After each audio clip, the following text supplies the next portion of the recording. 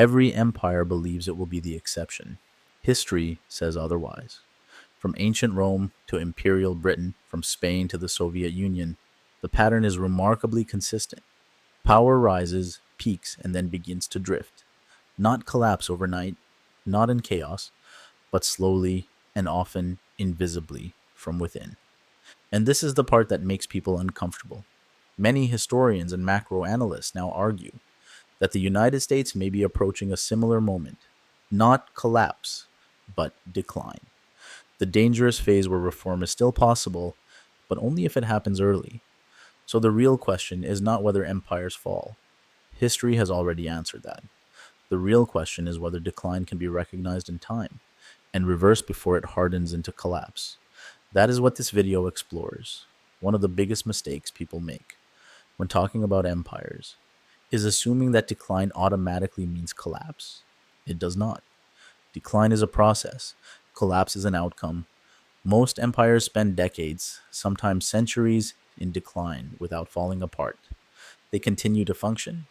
They still project power. They often appear strong from the outside, but internally, stress begins to accumulate. Political historian Paul Kennedy argued that decline usually begins when economic strength can no longer support geopolitical ambition. In simple terms, the system becomes heavier than its foundation. And this is where history begins to branch. Some societies adapt, others delay, and delay is often more dangerous than weakness. Across different civilizations, the causes of imperial decline repeat with striking similarity. The first is overextension. Too many wars, too many commitments, too many obligations far from home. What begins as influence eventually becomes burden. The second cause is financial distortion. As empires mature, they shift away from productive growth and toward debt, speculation, and asset inflation. This transition often looks like prosperity. Asset prices rise, capital flows increase. But beneath the surface, the real economy weakens. French historian Fernand Braudel described this as the financial phase of empires, the stage where money becomes more important than making things. And when money detaches from production, fragility replaces strength. The third cause is social fragmentation. Inequality widens, institutions lose credibility, elites and ordinary citizens stop sharing the same reality. At this point, decline stops being economic and becomes political. This leads to the obvious question: has any empire ever reversed decline? The honest answer is uncomfortable. Very few have. The Roman Empire attempted reform repeatedly. It restructured taxes, reorganized the military, and decentralized administration. These reforms did not save the Western Roman Empire, but they delayed its collapse by decades. And delay matters because time creates options. More importantly, the Eastern Roman Empire, known as Byzantium, survived nearly 1,000 years longer. It did so by adapting its economy, rethinking its military strategy, and redefining what power meant. It did not restore Roman dominance, but it preserved continuity. Then there is Britain. Britain did not reverse imperial decline, but it managed something equally significant. It avoided collapse. After the Second World War, Britain accepted the loss of empire, reduced global military commitments, and transitioned toward finance, diplomacy, and alliances.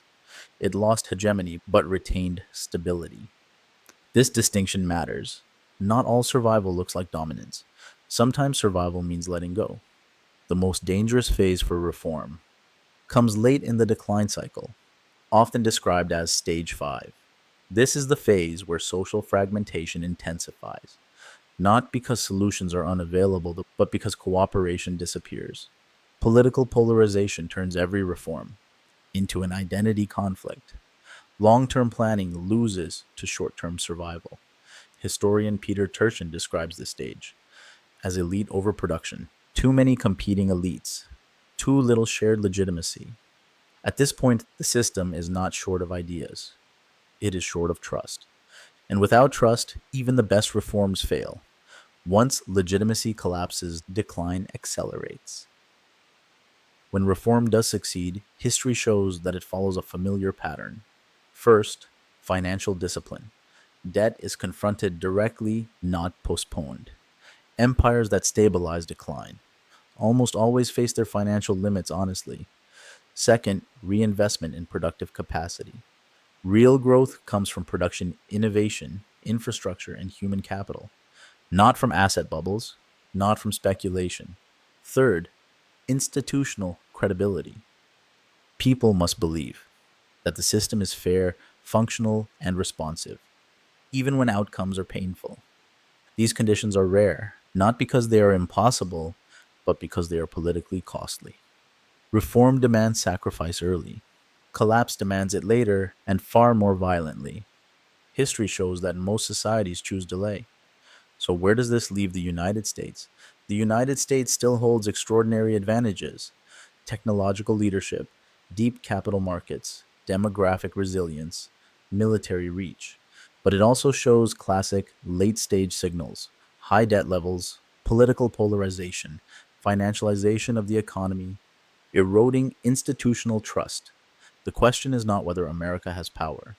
Power alone has never prevented decline.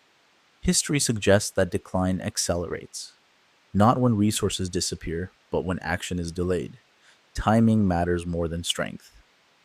Strong empires fall, not because they lack capability, but because they act too late. So, can an empire reverse decline? History says sometimes, but rarely. Decline is not destiny, collapse is not inevitable. But reform requires clarity, cooperation, and courage. And those qualities are hardest to summon at the exact moment they are needed most. The most dangerous belief is not that decline is unavoidable. The most dangerous belief is that decline is impossible. History does not decide outcomes, choices do. And the future of any empire and depends not on which stage it reaches, but on whether it listens when history starts to whisper.